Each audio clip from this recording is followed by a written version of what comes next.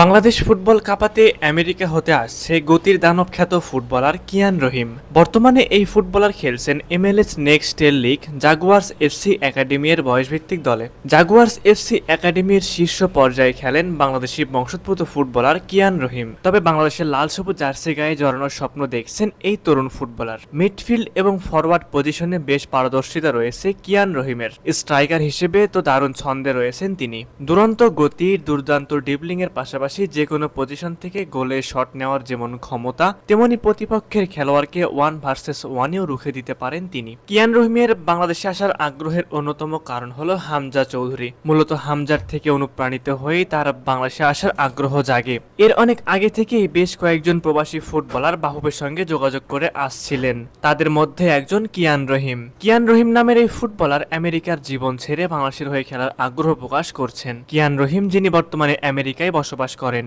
তার শিকড়ের প্রতি টান অনুভব করে বাংলাদেশের হয়ে খেলার জন্য আগ্রহী হয়েছেন তিনি। কিয়ান রহিম মনে করেন তার ফুটবল খেলার দক্ষতা বাংলাদেশের ফুটবলে অবদান রাখতে পারবে। প্রথম কোন বাংলাদেশি বংশোদ্ভূত ফুটবলার হিসেবে বাফুফের সঙ্গে যোগাযোগ করে আসছিলেন জামাল ভুঁইয়া। 2013 সালে বাংলাদেশ জাতীয় দলের হয়ে অভিষেক হয় ডেনমার্কে জন্ম নেওয়া জামালের। এরপর জাতীয় দলে আসেন ফিনল্যান্ডে জন্ম নেওয়া তারিক কাজী। জাতীয় দলে তাদের অন্তর্ভুক্তি উচ্ছ্বাসে ভাসিয়েছে সমর্থকদের। তবে সর্বশেষ ইংলিশ প্রিমিয়ার লিগে খেলার অভিজ্ঞতা সম্পন্ন হামজা চৌধুরী লাল সবুজ জার্সি গায়ে চাপানোটা অতীতের সব উচ্ছ্বাসই যেন ছাপিয়ে গেছে। দেশব্যাপী তোলা আলোড়ন পৌঁছে গেছে বিশ্বব্যাপী। হামজা আসার আগে থেকে অবশ্য বাংলাদেশি বংশোদ্ভূত প্রবাসী ফুটবলাররা বিভিন্নভাবে বাফুফের সঙ্গে যোগাযোগ করে যাচ্ছিলেন, ইচ্ছা প্রকাশ করছিলেন লাল সবুজ জার্সিতে খেলার। কিয়ান রহিমের খেলার ধরন তুলনা করা যায় আর্জেন্টাইন সুপারস্টার ফরওয়ার্ড লাউতারো মার্টিনেজের সাথে। অ্যাডভান্স ফরওয়ার্ড হিসেবে কিয়ান প্রতিপক্ষের ডিফেন্সিভ লাইনের কাছাকাছি থাকে এবং বিল্ড আপ থেকে বল পেতে বিহাইন্ড দ্য লাইন কিংবা উইং এর দিকে মুভ করেন। সুতরাং এমন একজন ফুটবলারকে অবশ্যই লাল সবুজ জার্সিতে প্রয়োজন।